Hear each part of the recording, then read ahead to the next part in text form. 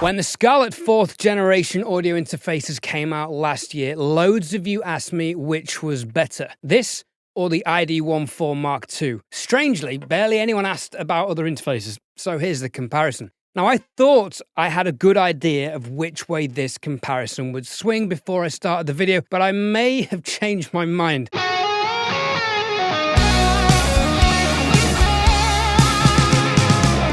Hi, I'm Headphone. It's good to see you.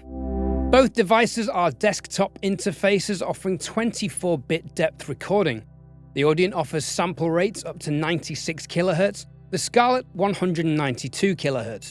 The Audient offers dual microphone and line-in combination inputs with a single JFET DI on the front of the unit. Side note, a lot of people who are starting their home studio journeys ask if they can record 3 channels with the DI on the front and both inputs on the back.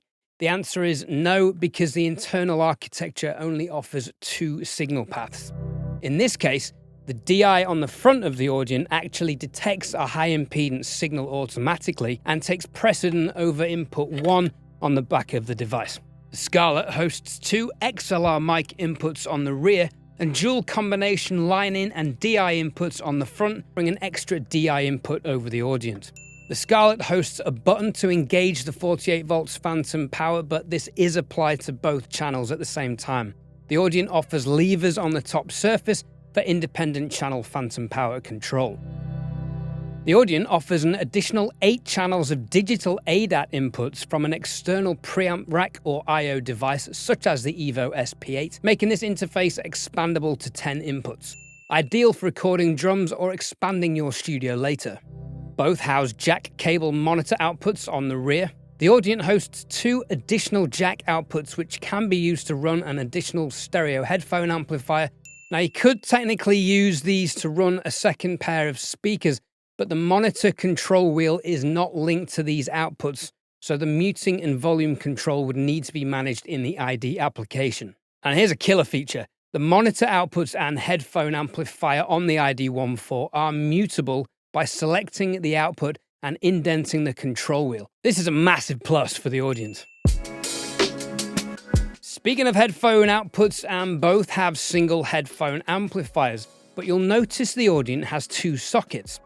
This offers connections for both mini and 1/4-inch headphone jack cables, and yes, you can plug in 2 sets of headphones at the same time. However, it is only one amplifier, so they will receive the same headphone mix, and because you'd be splitting the output voltage, the level will be lower in both headphones by a few decibels, and the quality is slightly compromised when doing this. Both interfaces host onboard DSP for advanced monitor controls via their respective monitor control applications. The Focusrite control app allows you to balance your input channels and a stereo output channel. It doesn't offer pan control. The iD14 monitor control app enables you to independently control the levels and panning of both input channels and up to 6 virtual channels from your DAW. For example, different instrument groups, vocals, and a click track. To test the headphone amplifiers, I compared low, medium, and high impedance dynamic headphones and my Audeze planar magnetic headphones. The differences across the board were very obvious. The Scarlett Gen 4 has been upgraded to host Focusrite's flagship RedNet converters.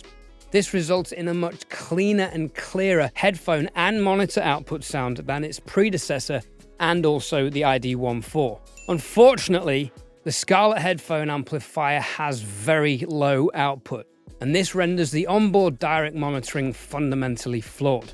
The Scarlett does not deliver, in my opinion, enough volume for me to record at a level I am comfortable with. Once you've set the smart gain, balanced your input level with your DAW input level, and crank the headphone amp to full, the resulting volume of your input channel is just too low to hear properly. I'm tempted to give Focusrite negative points here because they've had this problem on every iteration of the Scarlett, and I don't understand why they didn't address this with this 4th generation. In contrast, the Audient has an abundance of power and a much higher output level, but it does introduce harmonic distortion quite heavily soon after you turn it up past an optimal listening level. This free specification and round-trip latency chart of these interfaces can be downloaded from my website. As you can see, the Scarlett offers a higher native input gain range, but the Audient hosts an additional 10 decibels of digital gain, which can be applied in the iD mixer application. So we'll call this one a draw. The Audient boasts a better dynamic range on the analog to digital conversion, and a fractionally better input signal-to-noise ratio of 2 decibels. Now, this simply isn't going to be audible, but we like specifications, so the Audient gets a point. The Scarlett hosts an input-level halo system, which indicates the preamp level but receiving no signal in white, incoming signal level in green, warns of clipping in amber, and indicates clipping in red. This visual feedback is a really good aid for accurate gain staging, so that's definitely a +1 for the Scarlett. The Scarlett hosts an additional analog circuit called Air Mode, which adds up to 4 decibels in the upper mid-range and high frequencies for more clarity and detail. A new feature on the 4th generation Scarlett is the incorporation of onboard DSP, which facilitates presence and harmonic drive mode, which digitally adds harmonics to your audio. You can hear these features in action and find out more about the Gen 4 in my full review of it, links below. I recorded audio examples on bass, acoustic guitar, and vocals. They were level matched to within 0.1 decibels. Air mode or presence mode were not used in these examples. High-resolution copies of these audio files are available to download for free from the free members area of my website.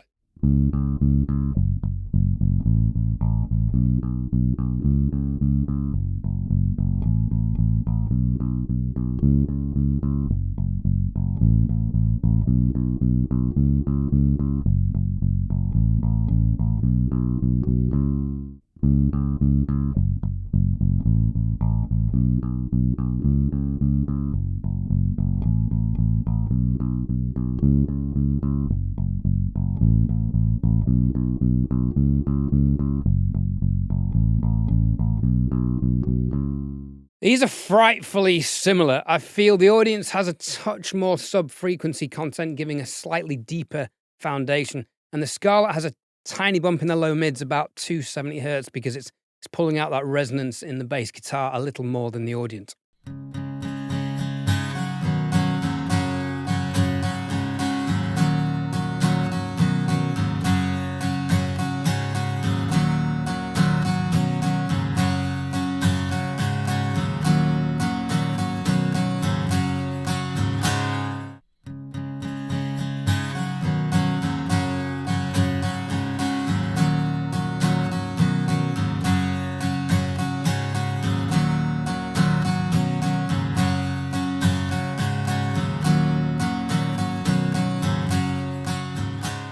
EQ-wise, again, remarkably similar. I feel where these are different here is the transient articulation in the upper mid-range, where the Scarlett is slightly muted and the Audient is a touch sharper in its definition.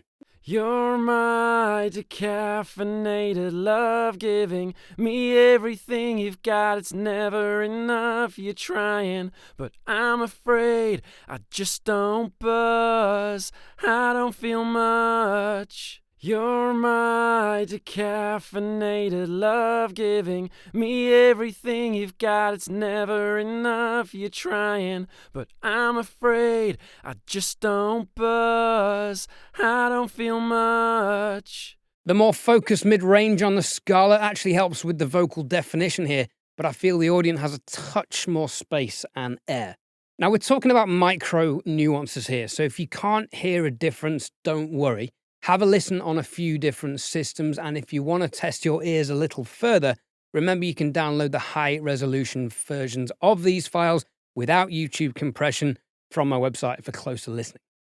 If I had to choose a winner, it is going to be the Audient here, because as with all digital preamps and speakers, there's an ever so slight flatness to the audio compared with fully analog preamps and speakers. But how do these sound to you? Let me know your thoughts in the comments below.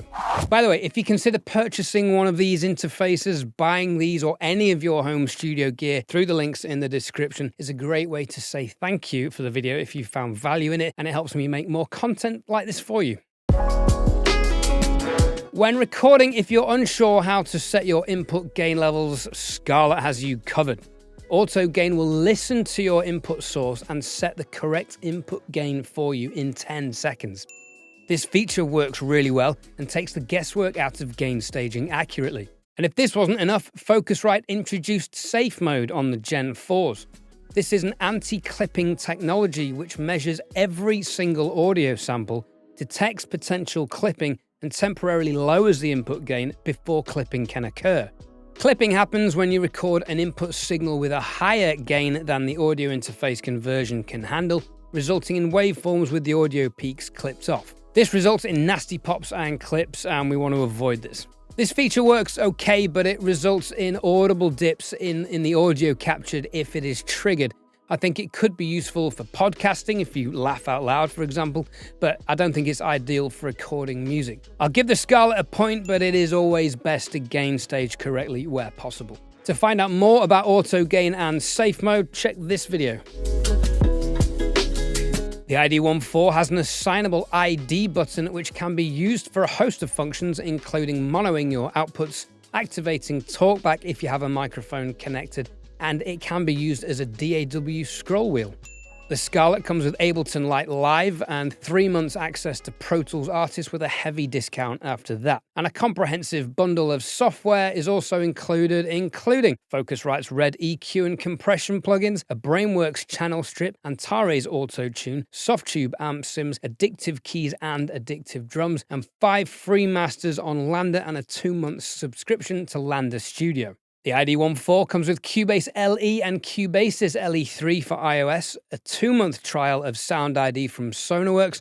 Now, if you're mixing on speakers and you have acoustic problems in your room, Sound ID is a must-have software, and you'll get 20% off if you purchase this after 2. Retrolog 2 analog synths from Steinberg, Strymon Big Sky Reverb, Waldorf synth and processing plugins, a 3-month trial to Arcade Loops by Output, cinematic pads from Spitfire Audio, 3 free online courses at Produce Like a Pro, 2 GB of free samples from LoopCloud, Mtron Select from GeForce, and Torpedo Wall of Sound Guitar Amp Room Simulator from 2 Notes. Whew, that's a lot.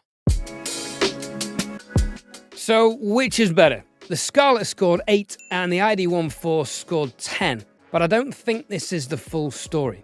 Price-wise, they're very similar in the UK and Europe, and in the States, the Audient is about $100 more expensive. Sucks to be you guys. For this extra cash, you're getting a more premium preamp, a louder headphone amplifier, ADAT expandability, and a better monitor application, making this interface better, in my opinion, for all-round recording purposes. So if that's your priority, I think this is the interface for you. On the flip side, if you're a beginner starting out your home studio, the Scarlett's auto gain is useful, air mode and presence mode are nice touches, and the conversion delivers a better listening experience, although I can't get over how weak the headphone amplifier is. Now, if you're into low-level critical listening and predominantly mixing on headphones, I would also have to recommend the Scarlett. That's the bit I did not expect. However, there is a new interface in town, which I'll be reviewing next week, with possibly the best headphone amplifier on any interface I've heard.